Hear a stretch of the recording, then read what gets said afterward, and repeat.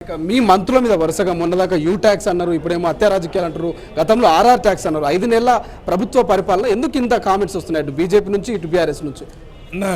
ఇవన్నీ ఎందుకు జరుగుతున్నాయంటే కాంగ్రెస్ పార్టీ ప్రభుత్వాన్ని ఏదో రకంగా ప్రజల ముందు బదనాం చేయాలనేటటువంటి agenda number 1, agenda number 2, agenda number 3 ఆరోపణలు చేయటం కాదు, శాపనార్థాలు పెడుతున్నారు.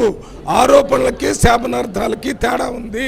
శాపనార్థాలు అంటే నోటికొచ్చినట్టు తిట్టడం అకారణంగా, ఆరోపణలు అంటే ఏదో ఒక కారణం చూపించి తిట్టడాన్ని ఆరోపణలు అంటారు. ఏమీ కారణం లేకుండా తిట్టడాన్ని శాపనార్థాలు.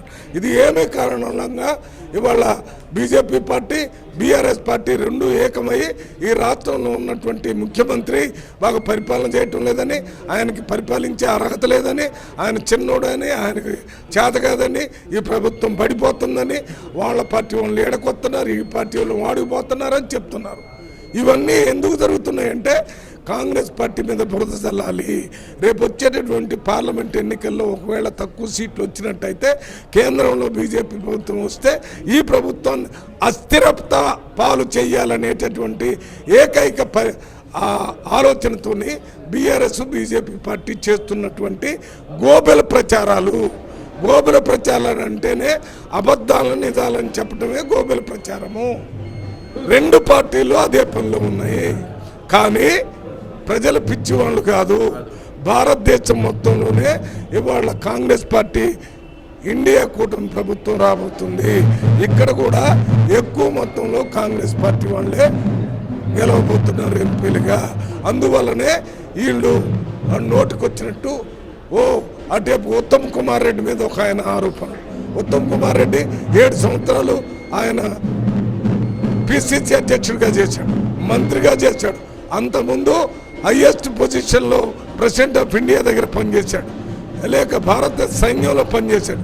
అటువంటి నాయకుడి మీద అనవసరంగా ఏమి నిరాధారమైన ఆరోపణలతోని ఉత్తమ్ కుమార్ రెడ్డి మీద ఆరోపణలు చేసినటువంటి మహేశ్వర్ రెడ్డిని కూడా దయచేసి ఒకసారి ఆలోచండి. మహేశ్వర్ రెడ్డి గారు, మీరు కూడా నిన్నటిదాకా కాంగ్రెస్ పార్టీలోనే ఉన్నారు, ఎమ్మెల్యేగా ఉన్నారు. మన ఉత్తమ్ కుమార్ రెడ్డి దగ్గర మీరు కూడా పనిచేశారు. ఇవాళ బీజేపీ పార్టీలో పోయారు, లేకపోతే బీజేపీ ఫ్లోర్ లీడర్ అయ్యారు. కాబట్టి మీ ఇష్టం వచ్చినట్టు మాట్లాడితే ప్రజలు అసహించుకుంటారు. ఏం మాట్లాడుతున్నారో ఆలోచించండి. మీరు మాట్లాడేది కూడా శాపనార్థాలే. ఉత్తమ్ కుమార్ రెడ్డి మీద శాపనార్థాలు పెడుతున్నారు. దానికి ఏ రకమైనటువంటి ఆధారాలు ఏమీ లేవు. ఆధారాలు లేకుండా తిట్టేదాన్ని శాపనార్థాలు అంటారు. చేతగానే వాళ్ళు చేసే పని, ఆ చేతగాని వాళ్ళు చేసే పనిలే మహేశ్వర్ రెడ్డి చేస్తారు. దాన్ని తీవ్రంగా దాన్ని ఖండిస్తున్నారు. అదే రకంగా నిన్న మొన్న ఒకే కార్యక్రమంలో ఢిల్లీలో బీజేపీ పార్టీ రాసిచ్చిందాన్ని ఇక్కడ కిషన్ రెడ్డి బీజేపీ అధ్యక్షుడు రేవంత్ రెడ్డి మీద, మన కాంగ్రెస్ పార్టీ ప్రభుత్వం మీద ఇష్టం వచ్చినట్టు మాట్లాడుతున్నాడు. బీఆర్ఎస్ పార్టీ ఎమ్మెల్యేలు 25 మంది. ఒక మాట, కిషన్ రెడ్డి ఎప్పుడు ఒక బేస్లో మాట్లాడతారని పేరు ఉండేది. ఈ మధ్యకాలంలో ఢిల్లీ వాళ్ళు ఇచ్చి రాసిచ్చిన దాన్ని ఇక్కడ వచ్చి రేవంత్ రెడ్డిని వ్యక్తిగతంగా తిడుతున్నాడు, కాంగ్రెస్ పార్టీని తిడుతున్నాడు.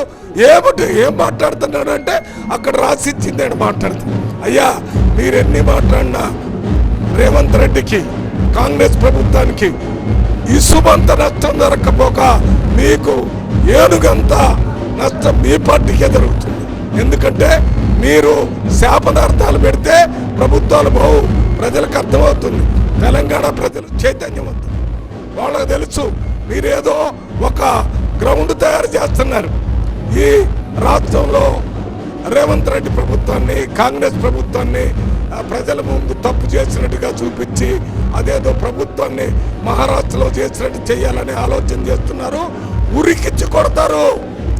ఎవడైనా రేవంత్ రెడ్డి ప్రభుత్వాన్ని కానీ కాంగ్రెస్ ప్రభుత్వాన్ని కానీ అంటుకుంటే కాలిపోతారు. ఏ ఊళ్ళో తిరగలేని పరిస్థితి వస్తుంది. బీజేపీ కానీ బీఆర్ఎస్ కానీ హెచ్చరిస్తున్నాం, మీ మాటలు సరిగా మాట్లాడండి. మీకు ఒక గౌరవం ఉంది, మీరు కేంద్ర మంత్రిగా ఉన్నారు. మీరు ఏ స్థాయికి దిగజారంటే అసలు సోనియా గాంధీ అంటే అంతఃకురాలు అన్నట్టుగా మాట్లాడుతున్నారు. సోనియా గాంధీ అంటే తెలంగాణ తల్లి అని తెలంగాణ ప్రజలు అనుకుంటున్నారు. తెలంగాణ ప్రజలు సోనియా గాంధీ తెలంగాణ ఇచ్చింది కాబట్టి తెలంగాణ తల్లి అంటున్నారు. అందువల్లనే క్యాబినెట్లో మీటింగ్ పెట్టి ఆమెని గౌరవించడానికి బలితల్లి అంటున్నారు కదా పార్టీ పిలుస్తుంది. సోనియా గాంధీ బలితల్లి, ఆ బలితల్లిని ఎలా ఆహ్వానిస్తారు మీరు తెలంగాణ ఆవిర్భావ దినోత్సవానికి అని అంటున్నారు కదా. అంటే రాజకీయాల్లో కనీసమైనటువంటి ఆ నీతి ఏమీ లేకుండా ఇష్టం వచ్చినట్టు మాట్లాడతాడు. పిల్లలు చనిపోతున్నారు, ఉద్యమం జరుగుతుంది, సకల జనులు అడిగారు, అన్ని పార్టీలు రాసిచ్చారు. కాంగ్రెస్ పార్టీకి నష్టం జరిగినా పర్వాలేదు, అక్కడ ఆంధ్రాలో ఉన్న వాళ్ళు వ్యతిరేకించిన సోనియా గాంధీ బిల్లు పెట్టి తలుపులు మూసి వాయిస్ ఓట్తో తెలంగాణ రాష్ట్రాన్ని ఇచ్చింది. ఆ రోజు తెలంగాణ తల్లి కాంగ్రెస్ పార్టీ అంటే సుష్మా స్వరాజ్ అపోజిషన్ లీడర్గా బీజేపీ చిన్న పిన్న తల్లి అని చెప్పారు, చిన్న తల్లి చిన్నమ్మ అని చెప్పారు. ఏం మర్చిపోయావా కిషన్ రెడ్డి? ఏం మాట్లాడుతున్నారు మీరు? కొద్దిగా ఆలోచించి మాట్లాడండి. హిస్టరీ తెలియని వాడు పరిపాలనకు అనర్హుడు. మీరు చరిత్ర తెలుసుకొని మాట్లాడండి. మీరు పరిపాలన చేయడానికి అర్హత కోల్పోతున్నారు. మీరేదో ఢిల్లీలో వాళ్ళు చెప్పినట్టుగా మాట్లాడితే మీ వ్యక్తిగత ప్రతిష్ట కంప్లీట్గా మంట గరిచిపోతుంది. అసలైన తొలి వెలుగు. ఫాలో వాట్సాప్ @తొలి వెలుగు official.